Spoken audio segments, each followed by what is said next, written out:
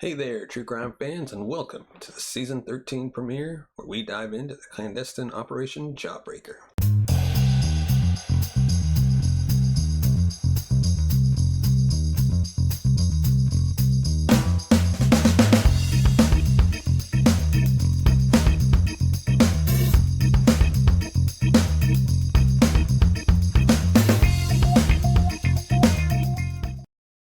Now you may be wondering, what the hell is Operation Jawbreaker? Operation Jawbreaker was a CIA operation that was launched just 2 weeks after the tragic events of September 11, 2001. In this episode, we'll discuss all aspects of this mysterious operation. We will cover things like, what exactly was the objective of Operation Jawbreaker? How did this operation kickstart the global war on terror? Did it shift the tide in the war on terror, or did it stir a whirlwind of controversies and criticisms that still echo today? Imagine a handful of CIA agents landing in the rugged mountains of Afghanistan, armed with nothing but their wits and the resolve to strike the heart of terror. This isn't the plot of a spy movie, it's the real story of Operation Jawbreaker, the CIA's first covert assault against Al-Qaeda post 9/11. But what was the real objective behind this daring mission? And how did it unfold, become a pivotal moment in the war on terror? In the wake of September 11th, the deadliest terrorist attack on American soil, the United States found itself at a crossroads in history, needing to respond with precision and strength. The target was clear: Al-Qaeda and its sanctuaries. The battleground chosen for this pivotal confrontation: Afghanistan, a land of rugged mountains and ancient pathways, steeped in centuries of conquest and resistance. Afghanistan's strategic significance in the war on terror cannot be overstated. This was a nation under the iron grip of the Taliban, a regime that provided safe haven for Al-Qaeda and its leader Osama bin Laden. Here, amidst the harsh terrain that had repelled invaders since the time of Alexander the Great, the United States sought to launch its first counterstrike against global terrorism. The geopolitical climate of Afghanistan at the time presented a complex tapestry of power, allegiance, and conflict. The Taliban's control extended over most of the country, imposing strict Islamic law and harboring terror cells that operated with impunity. Al-Qaeda, nestled within this protective environment, planned and executed attacks against the West, secure in the knowledge that Afghanistan's mountains offered a formidable natural defense. America's response to the events of September 11th were swift and decisive. Operation Jawbreaker represented more than just a military campaign. It was a statement of intent, a clear message to terrorists worldwide. Yet this operation was about to unfold in a landscape that was as politically intricate as it was geographically daunting. Afghanistan was not just a country, it was a chessboard of tribal loyalties and ancient rivalries. A place where history was written in the blood of empires. As we dive deeper into the heart of Operation Jawbreaker, let us remember the backdrop against which this drama unfolded. It was here, in the shadow of the Hindu Kush Mountains, that the United States embarked on a mission that would define the early 21st century's approach to global terrorism. It was here that the war on terror began in earnest, setting the stage for a conflict that would reshape the world in ways that are still being understood today. In the hours following the September 11th attacks, the United States found itself reeling from an unprecedented assault. Nearly 3,000 lives were lost. The Twin Towers of the World Trade Center lay in ruins, and the Pentagon smoldering after being struck by a hijacked airplane. This was not only an attack on civilians, but an affront to the national security apparatus of the world superpower. The shockwaves of 9/11 transcended borders, echoing across the globe, but it was within the corridors of power in Washington, D.C., where the seeds of Operation Jawbreaker were swiftly sown. The decision to initiate Operation Jawbreaker was deeply intertwined with the immediate realization that the world had changed. The American government, grappling with the magnitude of the attacks, understood that the response required would need to be both decisive and unprecedented.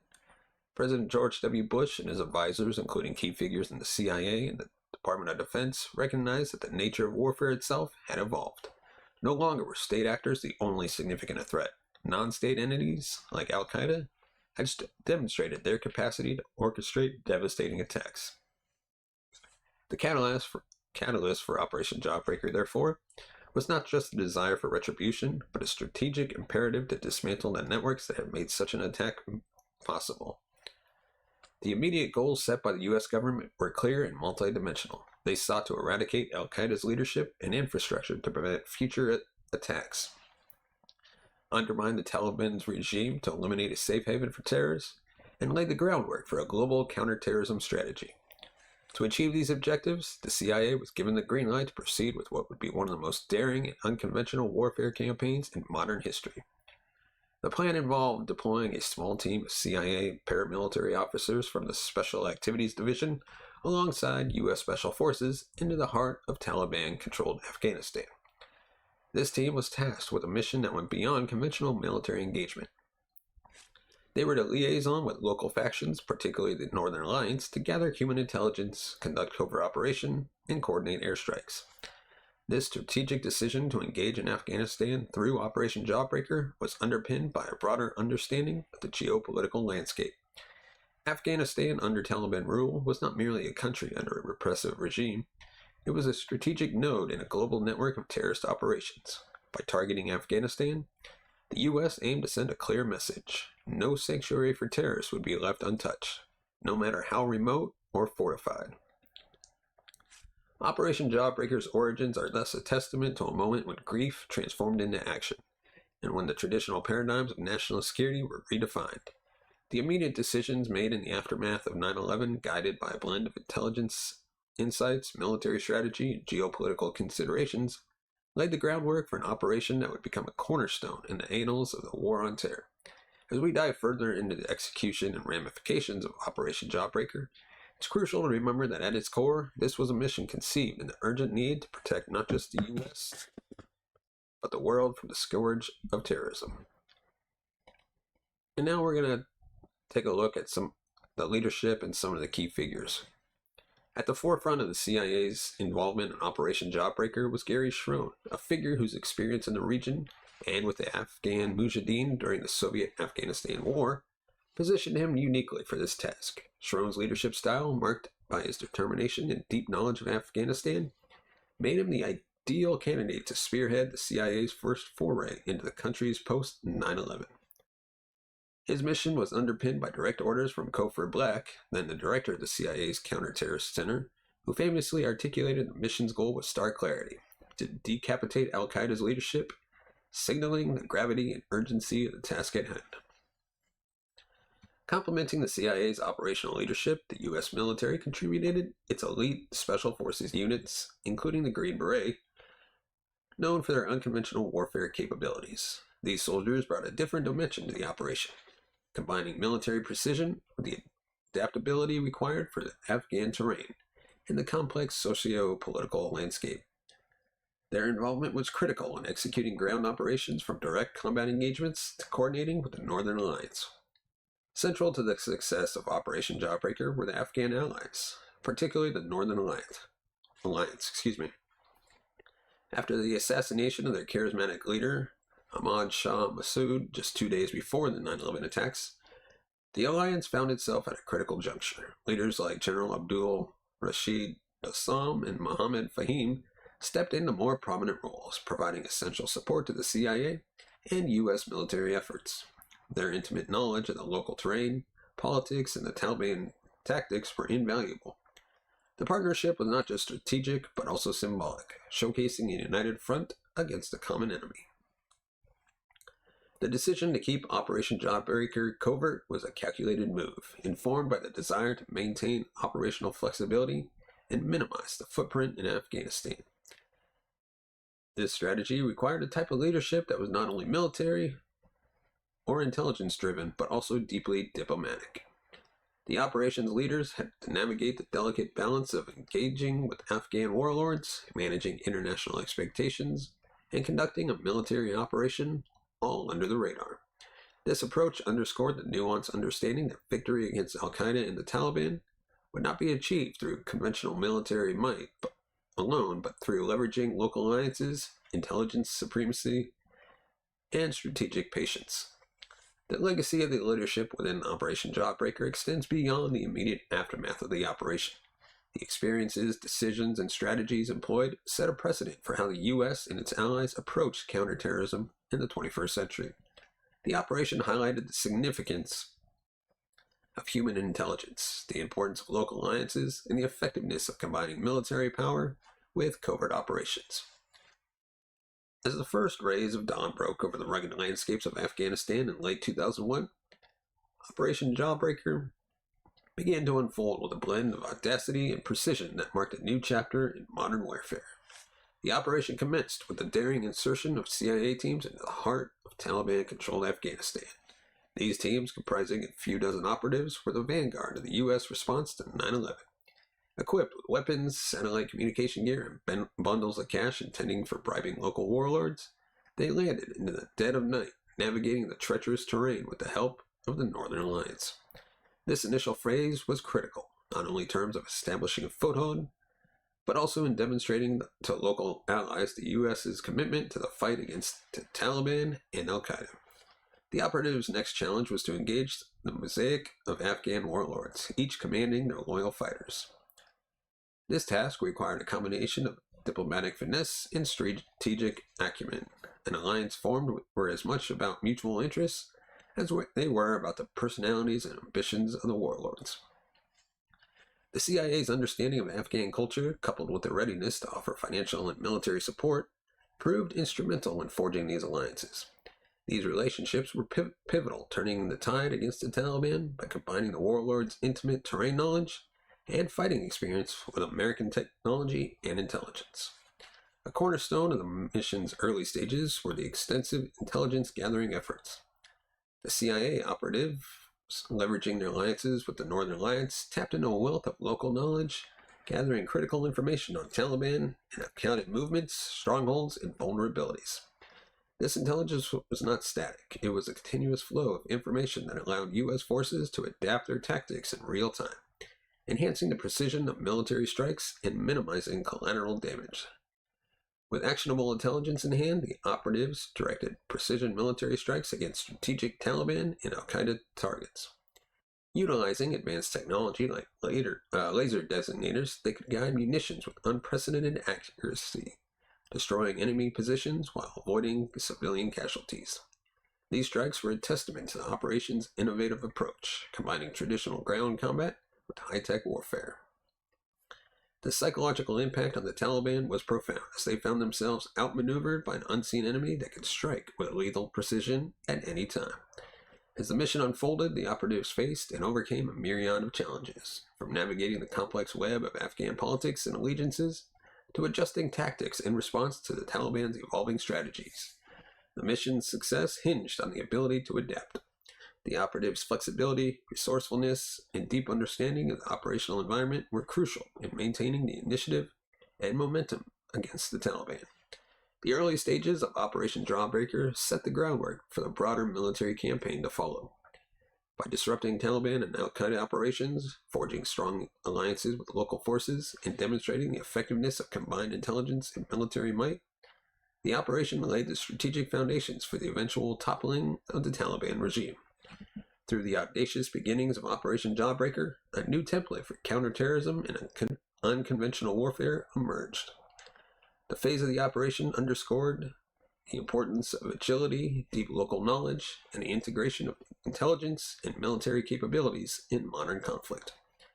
It was a stark reminder of the complexities of warfare in the 21st century, where victories were achieved not just with brute force, but through the cunning and courage of those willing to venture into the shadows.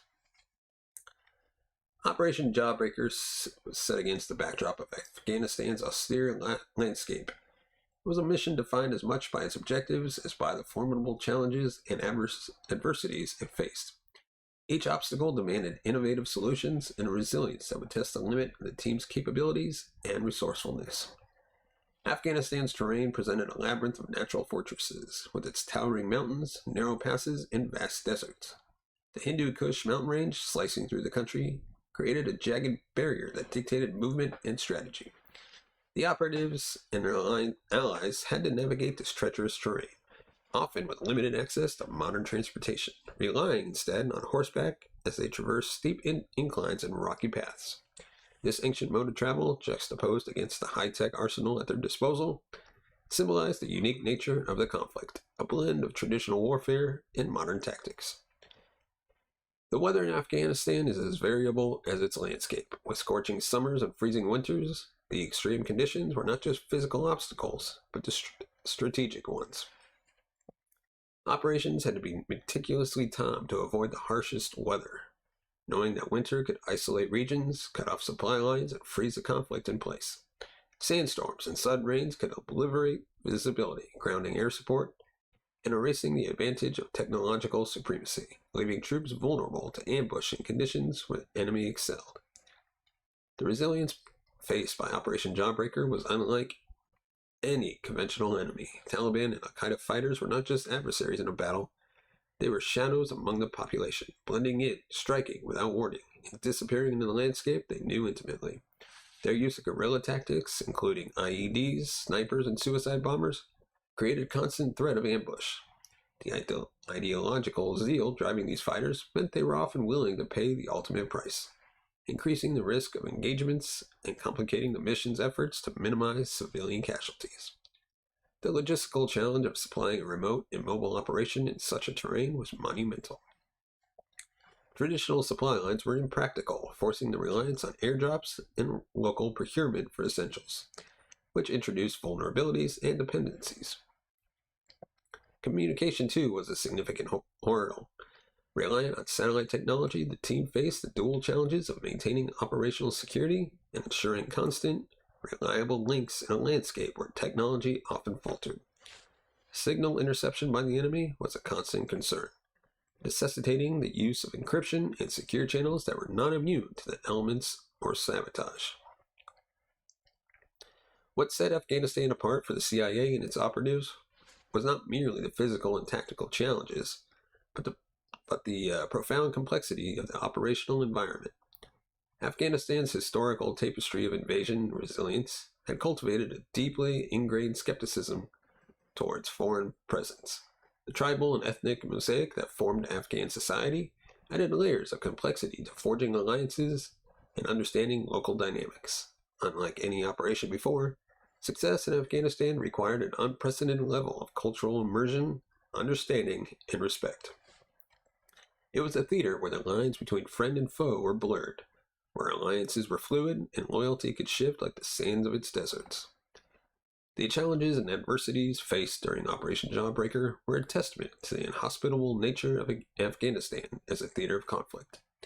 Yet these very challenges forged a campaign that was innovative in its approach, leveraging a combination of technology, human intelligence, and local alliances. It underscored a critical lesson for modern warfare in a land renowned as the graveyard of empires. Victory is not just about superior firepower, but about the ability to adapt, understand, and respect the complex tapestry of history, culture, and geography that defines Afghanistan.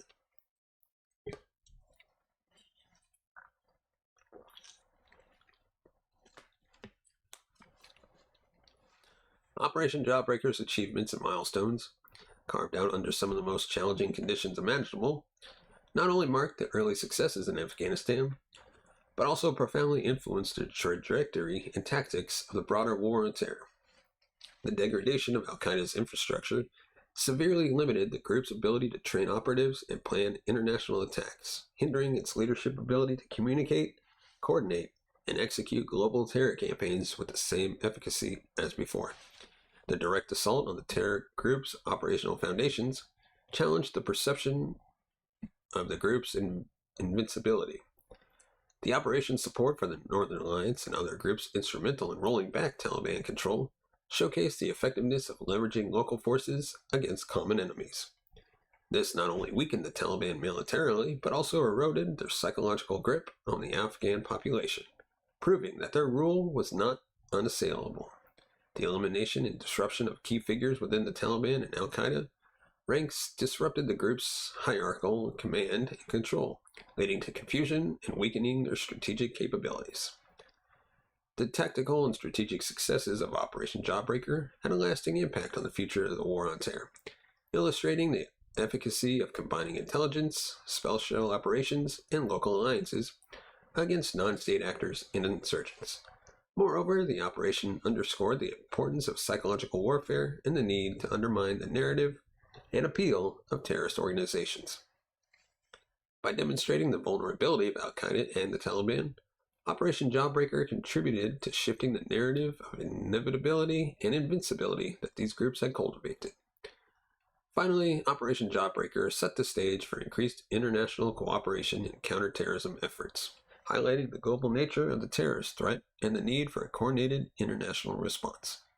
This led to enhanced intelligence sharing, joint operational planning, and strategic partnerships between the U.S., its allies, and partners around the world, strengthening global counterterrorism networks crucial in tracking and countering terrorist movements across borders. The achievements and milestones of Operation Jawbreaker resonated far beyond the immediate operational success in Afghanistan, providing critical lessons in counterterrorism strategy, highlighting the importance of local partnerships, and demonstrating the effectiveness of a multi-pronged approach in combating terrorism. These lessons would inform and shape the conduct of the war on terror in the years that followed, influencing both tactical operations and strategic ploy decisions aimed at securing a future free from the threat of global terrorism. The fallout and controversies arising from Operation Jawbreaker cast a long shadow, influencing the conduct and oversight of similar operations in the future. The controversies, particularly around civilian casualties and detainee treatment, underscored the need for robust oversight and clear operational guidelines in counterterrorism missions. Future operations increasingly incorporated measures aimed at minimizing civilian harm and ensuring compliance with international humanitarian law. The backlash over alliances with local warlords prompted a reevaluation of support mechanisms for local forces, placing a strong emphasis on vetting partners and building capacity among local forces that aligned with broader strategic objectives. Back in the U.S., Congress's response to the operation and its controversies reflected a broader debate over the conduct of the war on terror. Congressional hearings and debates scrutinized the operation's strategy and execution, calling for greater accountability and transparency. This period saw an increased push for oversight mechanisms, including reporting requirements on civilian casualties, the treatment of detainees, and the legal rationale for counterterrorism operations, leading to policies ensuring adherence to legal standards. The operation became a case study in the complexities of fighting non-state actors embedded within civilian populations, influencing international discourse on counterterrorism strategies. It contributed to a global re-examination of how the nations confront terrorism, balancing security needs with human rights and international law. The operation and its aftermath prompted calls for more coordinated global efforts in the fight against terrorism, emphasizing the importance of multilateral approaches and shared frameworks for addressing the root causes of terrorism. The fallout and controversies from this operation served as a critical juncture in the evolution of counterterrorism operations, shaping the policies, strategies, and ethical considerations that govern military and intelligence efforts. The operation's legacy is a reminder of the ongoing challenges in navigating the complexities of modern warfare, where ethical and legal stakes are high. Congress's response and the broader international reaction underscore the need for a principled approach to counterterrorism that respects human rights and international law, even in the face of grave threats.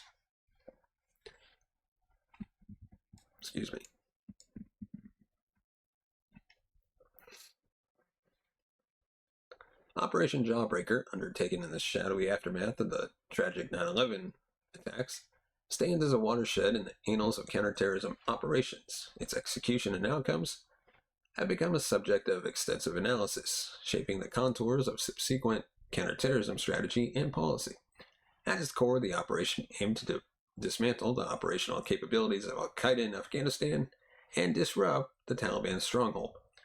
The operation's ability to rapidly deploy CIA teams into hostile territory, establish pivotal alliances with Northern Alliance fighters, and direct effective military strikes against Al-Qaeda and the Taliban signify a notable operational success. It demonstrated an innovative application of hybrid warfare techniques combining intelligence-led operations with conventional military forces in a manner previously unseen on such a scale. However, successes are tempered by the complexities of its aftermath, including the resurgence of Taliban forces and the prolonged nature of the conflict in Afghanistan. While Operation Jawbreaker achieved significant short-term objectives, the long-term stability of the region and the eradication of terrorist threats proved more elusive, raising questions about the enduring impact of these initial counterterrorism efforts. The legacy of Operation Jawbreaker is indelibly etched into the strategic fabric of global counterterrorism efforts. It underscored the critical importance of human intelligence, situational awareness, and the need for boots-on-the-ground insights in complex operational theaters. The operation highlighted the value of leveraging local knowledge and alliances, which has since become a staple in counterinsurgency and counterterrorism operations worldwide. Moreover, Operation Jawbreaker catalyzed a shift towards more integrated and flexible approaches to warfare. It demonstrated the potency of combining CIA intelligence capabilities with military assets, fostering a paradigm shift in interagency cooperation that has informed the structure of subsequent missions targeting terrorist networks globally. The tactical and strategic innovations birthed by Operation Jawbreaker have influenced the evolution of military and CIA doctrines. The operation's success in integrating special operations forces with intelligence-driven mission planning has paved the way for a more nuanced and dynamic approach to counterterrorism. This led to the development of tactics that prioritize precision, minimize collateral damage, and adapt to the fluid dynamics of asymmetric warfare. Reflecting on Operation Jawbreaker more than 2 decades later, its strategic undertakings and outcomes continue to provide indispensable insights in the intricate tapestry of modern counterterrorism and foreign policy. The operation's execution amidst Afghanistan's daunting landscapes and against a backdrop of global uncertainty was not just a tactical maneuver, but a foundational moment that has since informed the principles and tactics of contemporary security strategies.